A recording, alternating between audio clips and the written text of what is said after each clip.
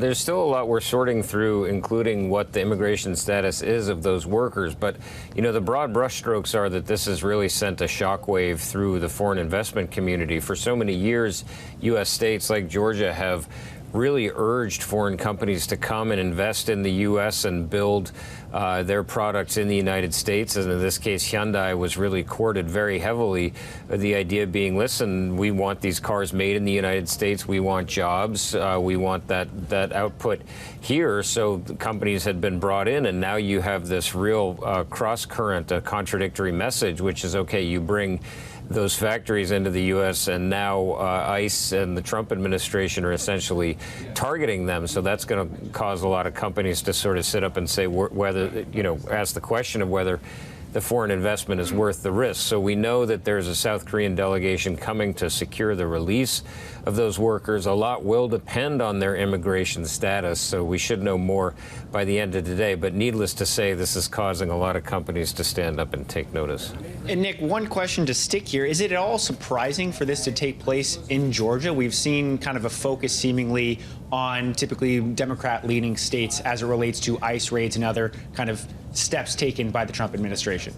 Right. Well, I mean, the interesting thing here is I think there's something a little bit different at play, which is in some ways you may have found some officials in Georgia had the ear of the Trump administration. There's some reporting out there that there were concerns from unions that a lot of the jobs at this plant would not be unionized. And so some of the concerns around the potential status of the folks who were coming to work at that plant were raised with the Trump administration because potentially they weren't unionized. So, you know, and which is its whole other element in an interesting story where you've had that, you know, the unions, which were typically a bastion of Democratic support, have really flipped over to Trump and have his ear. So it seems to be a little bit more that that's what's at play here rather than the Democrat versus Republican, you know, sanctuary city and blue or red state situation. Well, Nick, you also touched on another interesting angles, and there's so many different ways you could attack this story here, but it's interesting to hear you say that, you know, some of these foreign companies are standing up and taking notice here, and they're concerned about their workers. It seems like this raid in particular, and maybe some of the other actions that have been taken, stand at odds with some of the Trump administration's stated goals here to bring this sort of manufacturing back to the U.S. and make some of these critical products in the U.S. But if you have foreign companies worried here and maybe hesitant to invest, it seems like that would be at odds.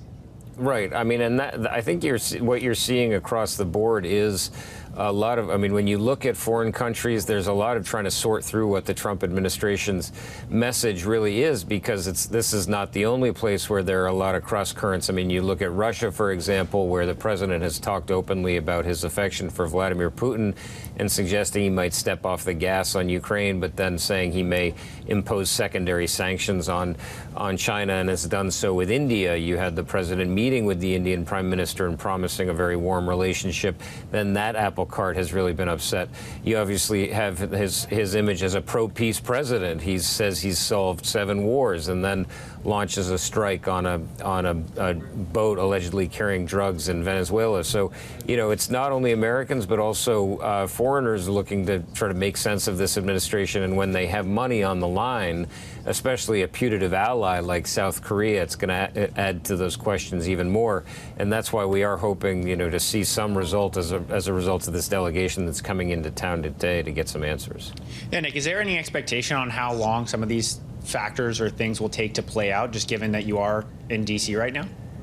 Well, you know, I think there's a lot of sense that folks are going to be buckling up for a long ride through the Trump term, because there are so many forces at play and so many folks who have the president's ear. I mean, especially in this case, it's just, as you mentioned, it is so contradictory when you have the president saying, hey, bring those jobs to the United States.